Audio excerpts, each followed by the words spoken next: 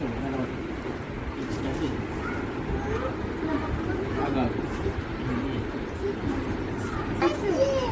యాప పువ్వు ఉంటాయిరా, మంచి ఉంటుంది, చెడు ఉంటుంది, ఒకసారి స్వీట్ ఉంటుంది, ఒకసారి హాట్ ఉంటుంది.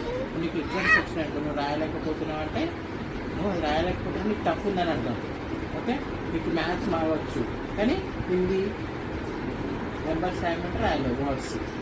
సో టఫ్ అనమాట. లైఫ్ కూడా అంతే, అప్ అండ్ డౌన్స్ ఉంటాయి. కొంచెం మనకి స్వీట్ ఉంటుంది లైఫ్.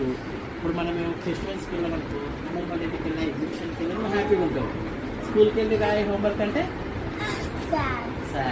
సో అందుకని అన్ని రుచులు అనమాట. ఒక స్వీట్, ఒకటి ఇది సార్, పుల్లగా, కొబ్బరి తీయగా, చింతపండు పులుపు, కారం. సో ఇవన్నీ